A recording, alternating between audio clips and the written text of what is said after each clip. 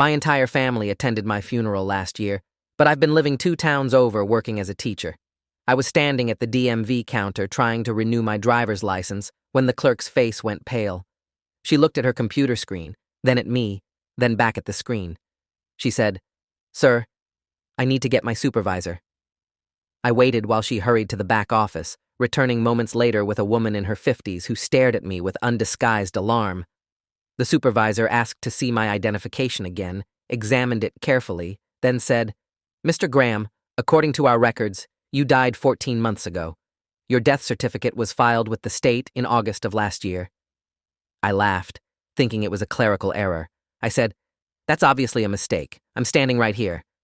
The supervisor's expression didn't change. She printed out a document and slid it across the counter. It was a death certificate with my name, date of birth, and social security number. The date of death was listed as August 15th of the previous year. Cause of death? Drowning. The informant who filed it was my wife, Melissa. My hands started shaking as I held the paper. I said, "This is impossible. I've been teaching at Riverside Elementary for the past year. I have students, colleagues, a lease on my apartment."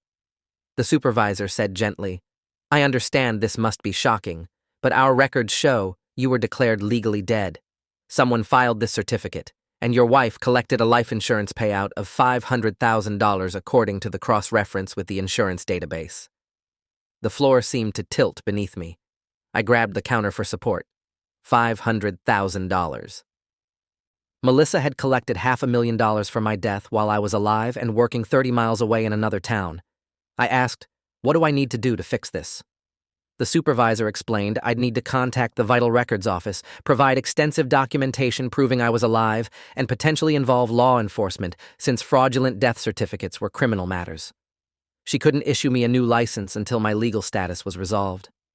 I drove back to my apartment in shock, my expired license sitting on the passenger seat alongside the death certificate. Once inside, I pulled out my laptop and started searching. I found Melissa's Facebook page, which I'd avoided looking at since our separation 2 years ago. Her profile picture showed her standing in front of a new house, smiling. Posts from last August showed condolence messages from friends and family. "So sorry for your loss. Praying for you during this difficult time. He was taken too soon." I scrolled through dozens of comments offering sympathy for my death.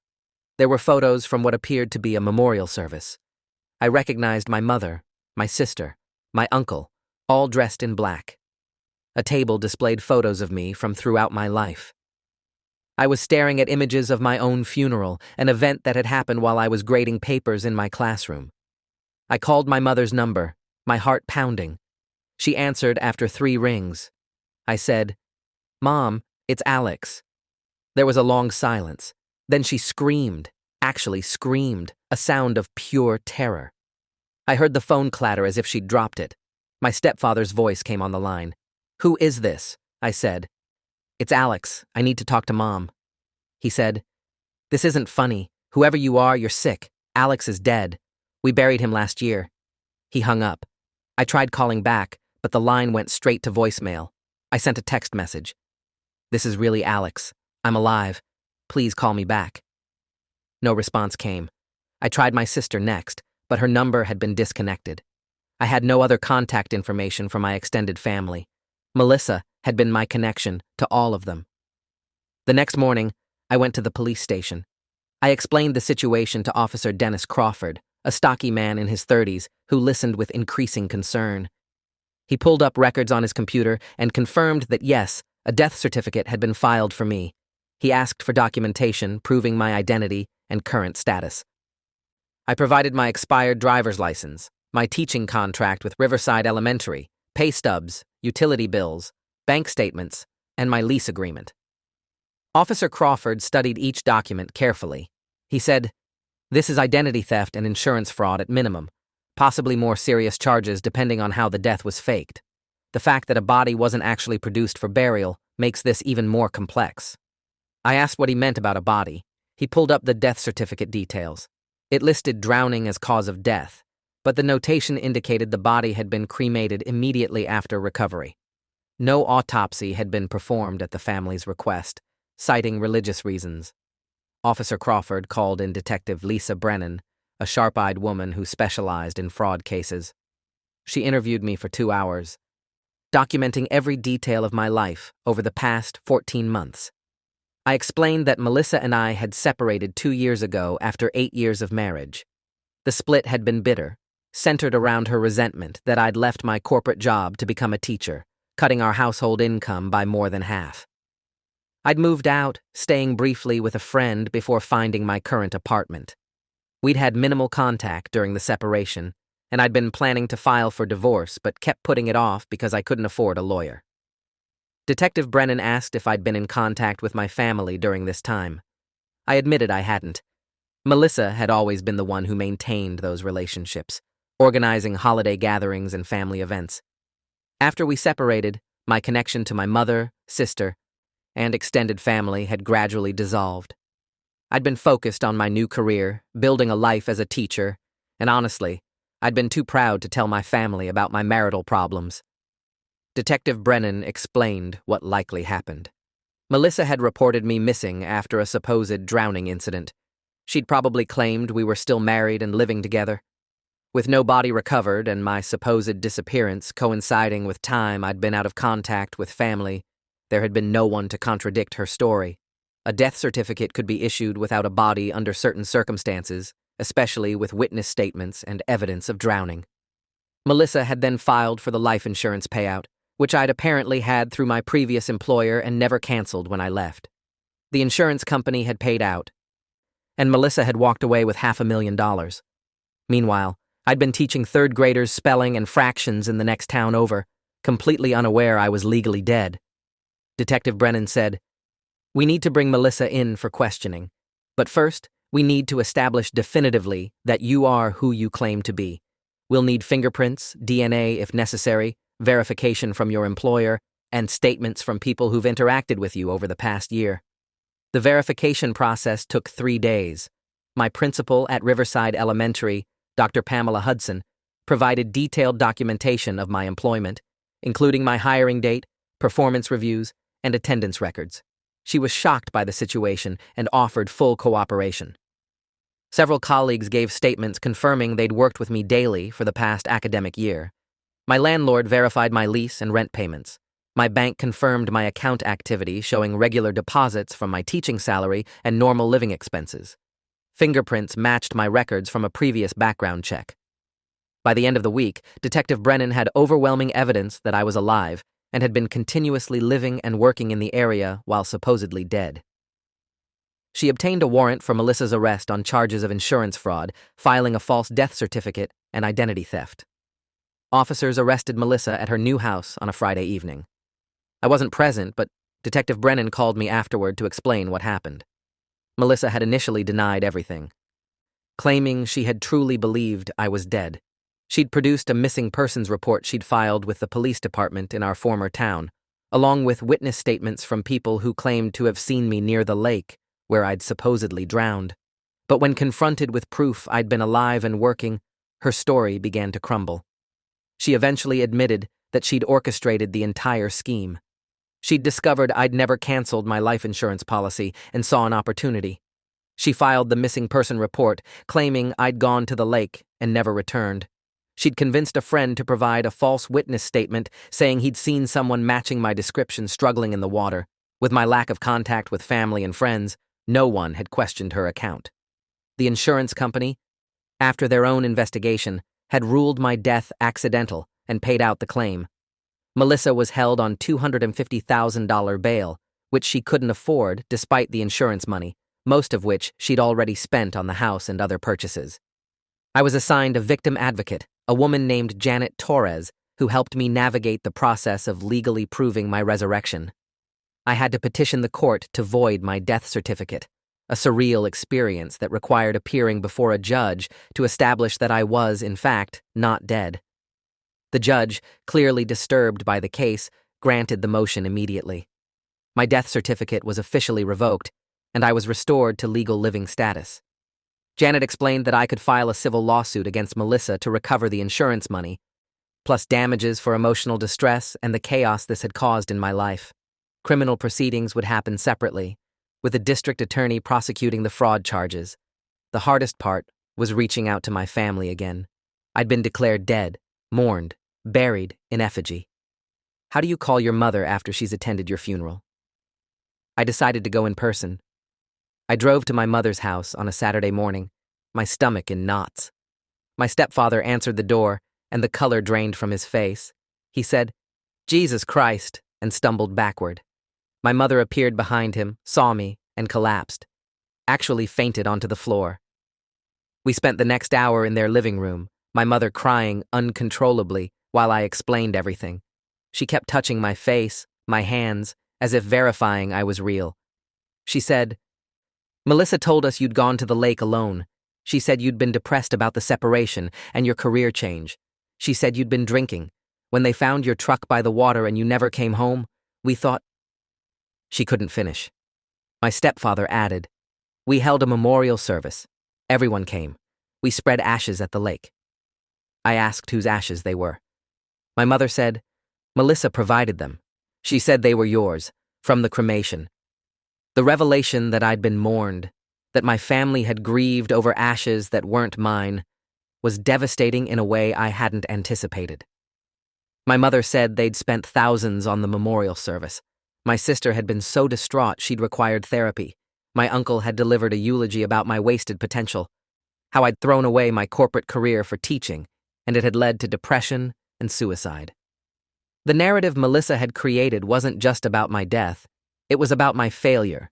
She'd painted me as broken, depressed, someone who'd made poor choices and ended up dead because of them. My mother said, "We believed her because she seemed so devastated. She cried at the service. She gave a speech about how much she loved you and wished she could have saved you." The manipulation was complete. Melissa had performed grief while cashing a check for $500,000. I showed my mother the documentation Detective Brennan had given me, proof that Melissa had filed the false report, collected the insurance, bought a house with the money. My mother's grief transformed into rage. She said, "That woman let us mourn you. She watched us cry over your death while you were alive. She took our money for your service and kept the insurance payout. She's a monster." My stepfather called my sister, and within an hour, she arrived at the house. Her reaction was similar to my mother's: shock, tears, disbelief, then fury at Melissa. My sister, Kelly, had taken my supposed death hardest. She'd been my closest sibling, and Melissa's story about my depression had made Kelly blame herself for not noticing I was struggling. She'd carried guilt for a year, believing she could have prevented my suicide. Learning it had all been a lie devastated her in a new way. She said, "I stopped living my life. I turned down a job opportunity because I was too depressed to move. I've been in therapy for survivor's guilt. And it was all fake." The news spread through our family rapidly. By Sunday evening, I'd received calls from aunts, uncles, cousins, all expressing shock and asking if it was really true. I had to retell the story dozens of times. Some family members were overjoyed to learn I was alive. Others were angry that I'd been out of contact for so long, making Melissa's deception possible. My uncle, the one who'd delivered the eulogy, said, "If you'd bothered to stay in touch with your family, none of this would have happened. You disappeared into your teaching job and cut everyone off. You made yourself easy to kill off." The accusation stung because it contained truth. I had let my relationships lapse. I'd been so focused on my new career and avoiding the shame of my failed marriage that I'd isolated myself. But I hadn't deserved to be declared dead and exploited for insurance money. The criminal case against Melissa moved forward quickly. The district attorney, a stern man named Robert Kavanaugh, was pursuing multiple felony charges, including insurance fraud, filing a false instrument, identity theft, and conspiracy. Melissa's lawyer tried to negotiate a plea deal, but Kavanaugh refused, insisting on a trial. He told me, "This case is egregious. She didn't just commit fraud. She orchestrated an elaborate deception that caused emotional trauma to your entire family. She needs to face the full consequences." I agreed. I wanted Melissa held accountable not just for stealing money, but for what she'd done to my mother, my sister, everyone who'd mourned me. Kavanaugh subpoenaed the friend who'd provided the false witness statement about seeing me drown. Under threat of perjury charges, the friend, a man named Gary Hollis, admitted Melissa had paid him $5,000 to lie to the police. He said Melissa had coached him on what to say, providing details about my appearance and habits to make his story believable. The trial began 4 months after my resurrection. The courtroom was packed with family members, journalists covering the unusual case, and curious observers. I sat in the front row while Kavanaugh presented his case.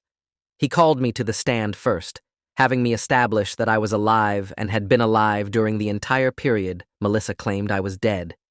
I described my life as a teacher, my daily routine, my apartment, everything that proved I'd been living a normal existence while legally deceased. Melissa's attorney, a young public defender named Sharon Reyes, cross-examined me aggressively. She asked why I'd cut off contact with my family, why I'd never tried to reach out to my wife, whether I'd been aware of the life insurance policy. She was trying to paint me as partially responsible for making the fraud possible through my absence. I explained that being distant from family didn't give someone the right to declare you dead and steal insurance money. Kavanaugh called my mother next. She testified about receiving the call from Melissa informing her I was missing, the desperate days waiting for news, the devastating moment when Melissa said my body had been found but was too damaged for viewing. My mother described the memorial service, the grief that had consumed her, the guilt that she'd failed as a parent. She talked about the therapy she'd needed, the antidepressants she'd been prescribed, the year of her life lost to mourning a son who wasn't dead. By the time she finished, several jurors were crying. Melissa sat at the defense table looking down at her hands, refusing to make eye contact with anyone. Kavanaugh called Gary Hollis, who admitted he'd lied in his witness statement and implicated Melissa as the architect of the lie. He said, "She told me she needed the insurance money to pay off debts. She said Alex had abandoned her and she deserved compensation. She promised it was a victimless crime because Alex would never know." The insurance investigator testified next, explaining that their company had conducted a standard investigation into my supposed drowning. They'd reviewed the police report, witness statements, and the death certificate filed by Melissa. Everything had appeared legitimate. The investigator admitted that if I'd maintained contact with family or if anyone had questioned Melissa's account, red flags would have been raised. But with my isolation and Melissa's convincing performance as a grieving widow, there had been no reason to suspect fraud. The investigator said they'd never encountered a case where someone faked a death while the supposed deceased person was actively living and working under their real name in a nearby town. Usually, identity theft involved stealing someone's identity to create a new one, not erasing someone's existence while they continued using it. The sheer audacity of Melissa's scheme had made it initially successful. Melissa's defense was weak. Sharon Reyes tried to argue that Melissa had genuinely believed I was dead, that she'd been misled by Gary's false witness statement and had acted in good faith. But the evidence contradicted this. Prosecutors presented bank records showing Melissa had researched the insurance policy before filing the missing person report. They found internet search history on her computer with queries about how to file death certificates without a body and which states had the easiest requirements for declaring someone dead.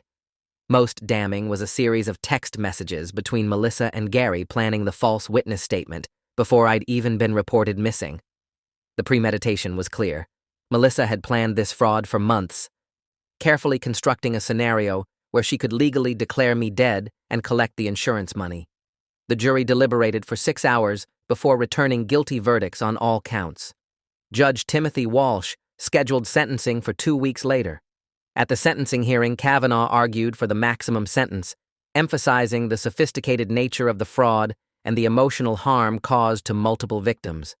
Sharon Reyes argued for leniency, noting Melissa had no prior criminal record and was a mother of a young child from a previous relationship. Melissa herself gave a tearful statement saying she'd made terrible choices but hadn't meant to hurt anyone. She said, "I was in debt and desperate. I thought Alex had abandoned me and moved on. I convinced myself he wouldn't care what happened to his old life. I was wrong, and I'm sorry." The apology felt empty given the calculated nature of her crimes. Judge Walsh sentenced Melissa to 12 years in state prison for insurance fraud and related charges, with possible parole after 8 years. She was also ordered to pay full restitution of the $500,000 insurance payout plus interest, though Kavanaugh warned me privately that I'd likely never see that money since Melissa had already spent most of it. The civil lawsuit took longer to resolve. I sued both Melissa and the insurance company, arguing they'd failed to conduct adequate due diligence before paying out the claim. After 18 months of litigation, the insurance company settled for $200,000 to avoid further legal costs and negative publicity. Melissa's assets, including the house she'd bought with the fraudulent insurance money, were seized and sold, generating another $180,000. The total recovery was $380,000 of the original $500,000, minus legal fees that consumed nearly $100,000. I ended up with approximately $280,000, which I put into an investment account. Money couldn't compensate for what Melissa had taken, but it helped rebuild my life. My mother and sister had also filed civil claims for emotional distress. They each received settlements of $25,000 from the proceeds of Melissa's seized assets. Kelly used the money to pay off student loans and finally accepted that job opportunity she'd previously turned down, moving across the country for a fresh start. The aftermath of the fraud affected me in unexpected ways. At school, students and parents had learned about the case from news coverage. My principal called me into her office to discuss whether I wanted to take leave while things settled down. I told her I wanted to keep teaching. My students needed consistency, and honestly, teaching was what had kept me sane throughout this nightmare. Dr. Hudson agreed, but warned me that some parents might be uncomfortable with the notoriety. She was right. 3 families requested their children be transferred to different classrooms, uncomfortable with having a teacher who'd been at the center of such a bizarre case. Most parents and students, however, were supportive. One parent sent a card saying, "Thank you for showing our kids that even when life throws impossible challenges at you, you keep showing up and doing your job." That meant more to me than any insurance settlement. My relationship with my family went through necessary rebuilding. My mother and I started having weekly dinners, reestablishing the connection that had frayed during my separation from Melissa. Kelly and I talked regularly, working through the complicated emotions of her mourning a brother who hadn't died. She said, "I feel stupid for believing it so completely, but Melissa was so convincing, and you'd been so distant. It made sense at the time." I understood. Melissa had exploited the gaps in our family connections, using my isolation as camouflage for her fraud. The experience taught us all painful lessons about the importance of maintaining relationships, even when life gets difficult. My uncle, the one who'd blamed me for making the fraud possible, eventually apologized. He admitted he'd been angry at himself for not questioning Melissa's story more thoroughly, and he'd displaced that anger onto me. We reconciled awkwardly, but genuinely. The legal requirement to prove I was alive had absurd bureaucratic consequences. I had to request new copies of every official document, birth certificate, social security card, driver's license. Each agency required extensive documentation proving I hadn't actually died.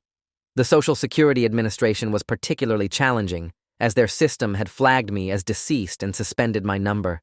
I spent hours on phone calls with government agencies, explaining repeatedly that no, I hadn't been dead, there had been fraud, yes, I had the court documents, no, I didn't have a body because I was the body and I was alive. The surreal nature of these conversations would have been funny if they weren't so frustrating. At one point, a bureaucrat told me I needed to provide proof of continuous existence since my supposed death date. I asked how one proves they existed on a particular day a year ago. She suggested utility bills, bank statements, employment records, and witness testimony. I compiled a massive binder of evidence documenting my existence month by month, essentially creating an alibi for being alive. The emotional toll was harder to quantify than the bureaucratic hassles. I'd gone from being a person to being dead to being a person again, and each transition carried trauma. I started having nightmares about being buried alive, trapped underground while people walked over my grave unaware I was conscious. My therapist explained this was my subconscious processing the violation of having my existence erased. In some ways, Melissa had buried me, socially and legally, if not physically.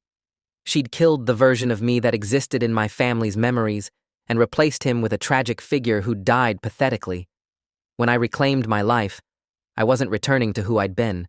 I was someone new, someone marked by being declared dead, someone who'd learned that identity was more fragile than I'd believed. My therapist worked with me on rebuilding my sense of self and processing the betrayal. She said, "Melissa didn't just steal your money. She tried to steal your entire existence. Recovery from that requires more than legal victories." 2 years after the fraud was exposed, I received a letter from Melissa in prison. I debated whether to read it, ultimately deciding I needed to know what she had to say. The letter was 5 pages of justifications, apologies, and attempts at explanation. She wrote about the financial pressure she'd been under after our separation, the credit card debt, the mortgage on a house she could no longer afford. She wrote about her resentment that I'd left the corporate job, cutting our household income and making her feel financially insecure.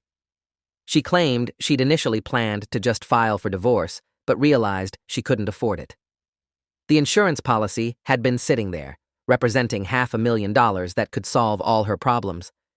She'd convinced herself I'd moved on with my life and wouldn't care what happened to my old identity. She wrote, "I told myself you were starting fresh somewhere. So me collecting insurance on your old life wasn't really hurting you. I know now how twisted that thinking was. I can't undo what I did, but I want you to know I think about it every day. I destroyed your family's trust, your mother's peace of mind, your sister's mental health. I made you a ghost while you were still alive. I don't expect forgiveness, but I needed you to know I understand how wrong I was." I never responded to the letter.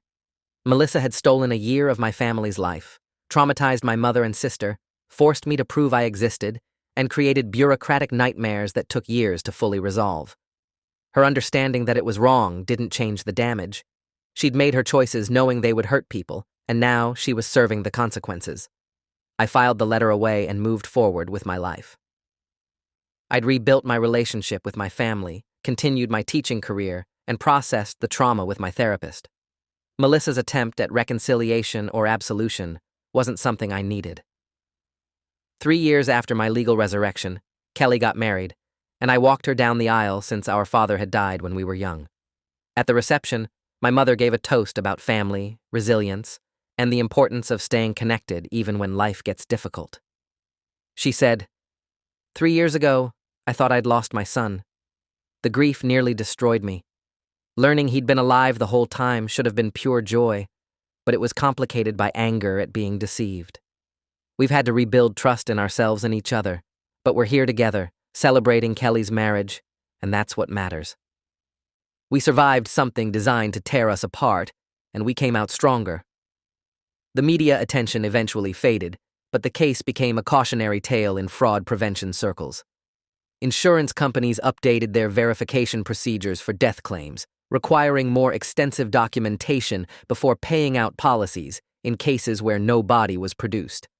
Law enforcement agencies conducted trainings on identity fraud involving false death certificates. I was invited to speak at a conference about my experience, but I declined. I wasn't interested in being known as the guy who'd been declared dead while alive. I wanted to be known as a good teacher, a reliable family member, a person living a quiet, normal life. The notoriety from the case had already cost me more privacy than I wanted to sacrifice. I changed my phone number, made my social media accounts private, and avoided giving interviews to journalists who occasionally reached out asking for updates.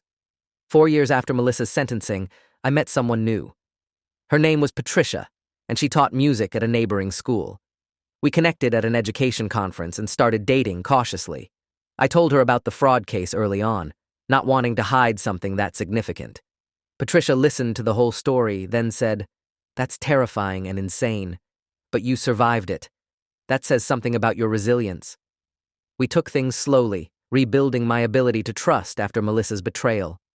Patricia never pushed for information I wasn't ready to share, and she understood when I got anxious about legal paperwork or government agencies. She dealt with her own trauma from a previous relationship and recognized the signs of someone working through difficult experiences. A year into our relationship, we moved in together.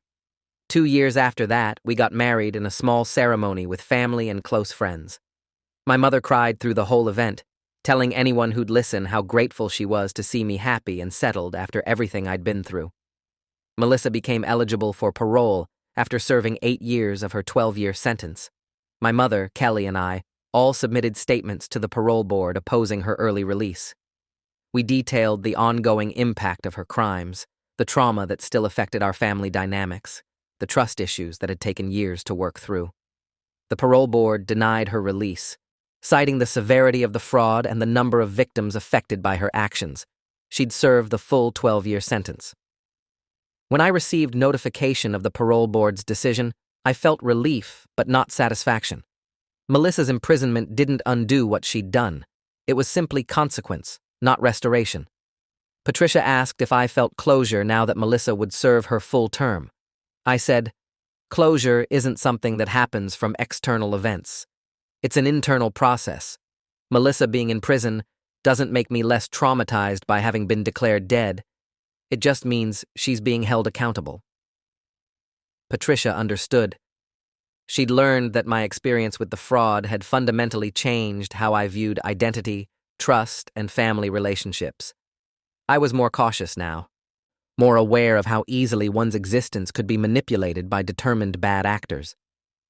7 years after my legal resurrection, Melissa was released from prison, having served her full sentence. I received notification from Victim Services informing me of her release date and confirming the restraining order requiring her to maintain distance from me and my family. I had no intention of ever seeing or speaking to Melissa again, but knowing she was back in the world created anxiety I hadn't anticipated.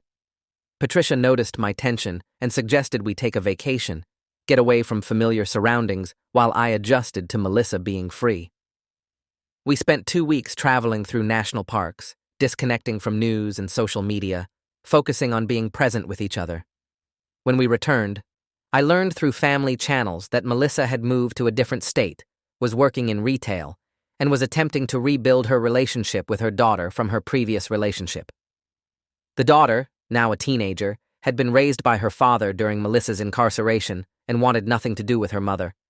Melissa's crimes had cost her more than prison time. She'd lost relationships, credibility, and years of her life.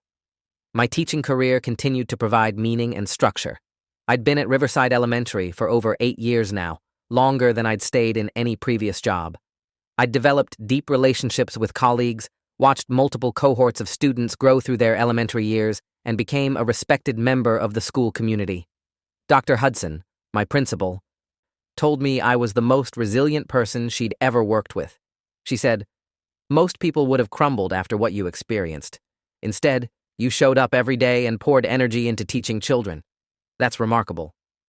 I didn't feel remarkable.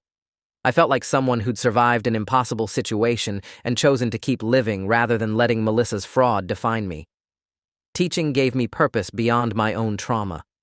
Every year, I had new students who needed someone to care about their education and well-being. That responsibility kept me grounded when memories of the fraud threatened to consume me. 10 years after the fraud was exposed, my mother passed away peacefully at age 72 from natural causes. At her funeral, I stood at the front of a church filled with family and friends, delivering the eulogy. I talked about my mother's strength, her resilience in the face of unimaginable grief when she'd believed I was dead, and her capacity to forgive both Melissa and herself for being deceived. I said, "My mother taught me that survival isn't just about continuing to breathe. It's about choosing to rebuild when everything you believed gets shattered. She thought she'd buried me, then learned I'd been alive the whole time. That would have destroyed a weaker person. But my mother processed the betrayal, sought therapy, and did the difficult work of healing. She taught me that being a victim of fraud doesn't make you weak. How you respond to it defines who you are." After the service, Kelly and I stood together looking at photos of our mother's life. One image showed her at my memorial service, the one Melissa had orchestrated. Kelly said, "I used to hate looking at photos from that day. Now I see them as evidence of how much she loved you. Her grief was real, even though your death wasn't. That love matters more than the lie that created it." The money from the civil settlement had grown over the years through careful investment. Patricia and I used a portion to buy a house, establishing stability I hadn't felt since before my marriage to Melissa. We adopted a rescue dog, planted a garden, and created a home that felt permanent and safe. I no longer worried about my identity being erased or stolen. The bureaucratic systems had been corrected, My documentation was in order, and I existed legally and socially without question. But I carried wariness that hadn't existed before the fraud. I checked my credit report quarterly, maintained detailed records of all official documents, and kept copies of everything in multiple secure locations. Patricia understood these weren't paranoid behaviors, but reasonable precautions for someone who'd experienced identity erasure. She helped me find balance between vigilance and obsession, reminding me that Melissa's fraud had been extraordinary circumstances, not a constant threat. 15 years after Melissa declared me dead, I stood in my classroom preparing for a new school year. Photos of previous student groups lined the walls, a visual history of the teaching career I'd built while legally deceased and then rebuilt after resurrection. A new principal, replacing Dr. Hudson, who'd retired, introduced himself and asked about my longevity at the school. I gave him the abbreviated version of my story, how I'd started teaching here after a career change, how I'd faced some personal challenges but remained committed to education. He didn't need to know about the fraud, the fake funeral, the years of legal battles. That was history, not definition. My present was this classroom, these students, this life I'd constructed from the wreckage of Melissa's betrayal. When students arrived on the first day, they saw a teacher who was patient, dedicated, and present. They didn't see someone who'd been declared dead. They saw Mr. Graham, their third-grade teacher, who would help them learn and grow for the next academic year. If you enjoyed this, you'll definitely want to see the next ones too. So subscribe now and let me know your take in the comments.